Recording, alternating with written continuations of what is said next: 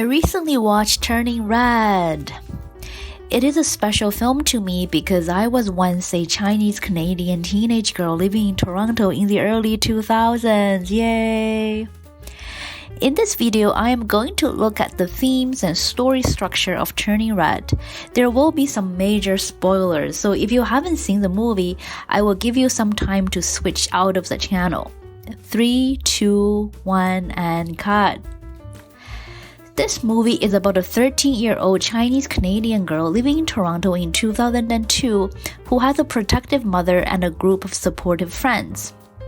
She deals with things like puberty and crushing on boys. She turns into a giant red panda when she gets emotional. She wants to go to a boy band concert, which her mother does not allow. In the end, she rebonds with her mother, who in return respects her independence. What I like about this movie is that it acknowledges the conflict of a protective mom and a teenager is not cut and dry. So Ming, the mother, never said in any dialogue in the movie that Mei Mei has to be perfect. I don't believe she did anything over-the-top overbearing in the movie, except the grocery store confrontation with the boy. And even in that case, she never blamed Mei Mei. For the most part, she is a sympathetic parental figure. She said that her mom expected her to be perfect, so the film throws this idea out there as a concept that parents expect their children to be perfect, but this movie gives no evidence that it's actually happening. The other aspect is children wanting to be their own person. The movie does not say that 13-year-olds know who they truly want to be. The characters don't have a life plan. Mei Mei and her friends want to go to a boy band concert. This is a pretty trivial life goal. And for liking boys, Mei Mei stares at a boy flicking his hair. She wants to go to a boy band concert, but she does not actually talk with boys. In fact, the adversary in this film is a boy who makes fun of Mei Mei for liking boys. And the only time Mei Mei talks to this boy is when he invites her to entertain at his party, and the conversation takes place underneath a bench. So the film acknowledges that the relationship between a protective mom and a teenager is not a simple one. Next, I'm going to look at the structure of the story. I think this movie is a modernized version of a fairy tale. Traditional fairy tales like Snow White or Sleeping Beauty or Rapunzel typically set in a kingdom far, far away. In Turning Red, which is a modern movie, Mei Mei lives in a realistic social setting with school, family, friends, neighbors, and her temple.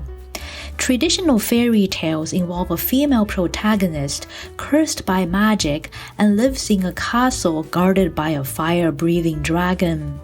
Mei Mei turns into a red panda, but she goes to school, her friends and other middle schoolers interact with the panda, and they love the panda so much that she makes a profit with merchandise. In a traditional fairy tale, the characters usually have to go through great lengths to break the curse, which typically cannot be broken unless she is rescued by true love. In Turning Red, even though there is a way to get rid of the red panda, she chooses to keep it because she has so much fun with it, practices to control her panda, and makes a profit for her family's temple business by turning into a panda. So I think in many ways, the movie started out with traditional fairy tale tropes and then put a modern spin on things. I think Mei Mei living in a Chinese temple with her protective mother is adapted from a princess living in a castle protected by a fire-breathing dragon. And her wanting to go to a boy band concert is like the princess's finding true love to break the curse. And the boy band concert plays a big part in helping her mom, grandma, and aunties turning back into human from the red pandas. I think this is a very interesting aspect of the movie.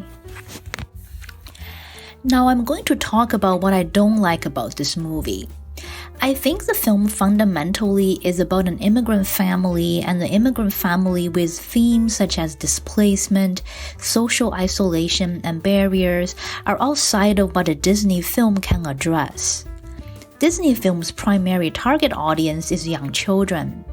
I know that animation is for people of all ages, but these movies have to be made so that young children can understand, which makes these movies infinitely harder to write and make. In Kanto, they told the backstory of the family as, "We were driven out of our homes and your grandfather died protecting us." Now this story young children can understand, but the more complex and realistic themes of a modern immigrant family, which is very much the setting of Turning Red, is outside the maturity level of a Disney film, so viewers may be left with the feeling that an important part of the story is not told. The other aspect of what I didn't like about this movie is that it is about a 13-year-old and it is for young children. So the movie has to show 13-year-olds as comical and cartoonish so that young children will find it entertaining. If this movie is made for teenage viewers, then it would likely show 13-year-olds with a more mature perspective and have these characters setting life goals and coming of age. I hope that this movie gets seen by as many people as possible. I hope that all the people who would love and relate to this movie would see it. Kudos to Disney for venturing into this and other stories with diverse cultural roots. Kudos to the director Domi Shi for undertaking such a beautiful and ambitious project that is funny and moving.